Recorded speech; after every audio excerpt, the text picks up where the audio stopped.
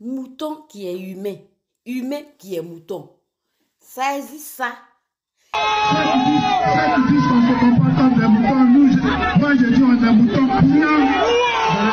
Les propos qui sortent de la bouche d'un homme et qui s'adressent à quelqu'un de plus âgé que lui et qui est plus important dans la société que lui, ses propos, la laideur de ses propos détermine la laideur physique de la personne qui les dit. Est-ce que vous êtes d'accord d'être mouton?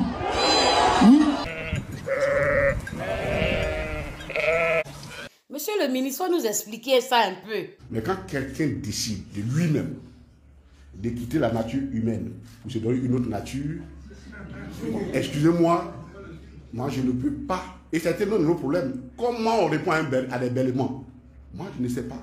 On ne comprend pas le langage des bêlements. On va écouter la conférence de presse du ministre.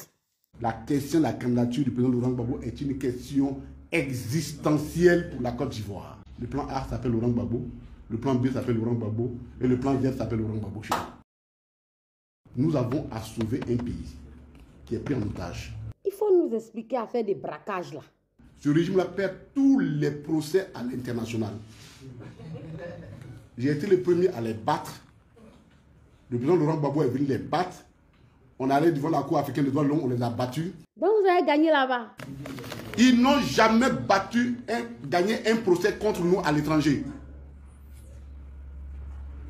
Il suffit seulement que les juges soient un peu sérieux, c'est fini. Au niveau des banques centrales, non seulement les dépositions disent que nous n'avons pas volé, mais ils disent qui a volé. Et je vais vous lire la déposition du directeur de la Caisse nationale d'épargne et de chèques, la CNCE. La nuit du mardi 19 avril 2011 au mercredi 20 avril 2011, les dirigeants de la CNCE ont été informés que l'agence centrale de notre banque était en train d'être pillée par des personnes en armes. Le 19 avril, après le vol, ils ont kidnappé les gardiens et ont menacé de les tuer. Est-ce que vous étiez là? Nous, on n'est plus là. Ils ont trouvé qui sur les lieux? 2 militaires FRC sur les lieux. Tout le personnel de la banque est resté dehors de 8 h du matin à 17 h pendant qu'eux opéraient. Selon l'huissier, FRC là, c'est qui? FRC, c'était l'armée qui combattait pour le régime actuel. Donc ils ont pillé combien finalement? 2 milliards 366 millions 167 533. FRC, quand M. Cissé on parle de responsabilité pour faire d'autrui, alors on doit rattacher ça à qui alors? C'est voleur qu'on a trouvé sur les lieux qui est responsable. Je suppose que quoi? Avant toute condamnation, quelqu'un pour qui tu perds des dommages et intérêts, il faut que tu justifies avoir subi un préjudice.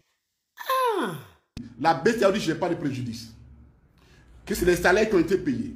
L'État ivoirien n'a pas payé 2 fois les salaires, ni les charges de fonctionnement quand ils sont revenus. Donc l'État ivoirien n'a pas subi de préjudice. L'État ivoirien n'a pas subi de préjudice. À partir du moment où tu n'as pas subi de préjudice et que tu condamnes quelqu'un à te payer des dommages et intérêts, c'est du braquage. Notre dette s'élève à combien? En 2024, leur prévision fait 34 000 milliards. Ils sont à 25 000 milliards en 2023.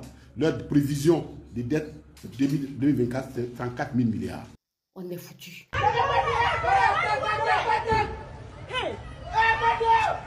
Chers amis de la Côte d'Ivoire, chers camarades, population de la Côte d'Ivoire, notre pays, là, les gens là nous conduisent dans le trou noir. Je rappelle qu'en 2000, en 80 déjà, quand on a eu les problèmes, la dette privée, elle était à peu de 5-6%. Aujourd'hui, la dette privée fait plus de 45% de la dette. On est rentré dans un cycle d'endettement sans fin. Voilà ce que les spécialistes du FMI nous envoient ici.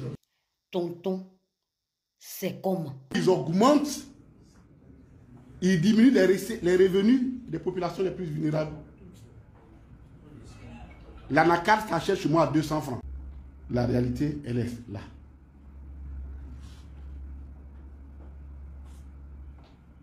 Si ceux-là restent encore 5 ans ici, je touche du bois et de mes deux mains, je touche du bois.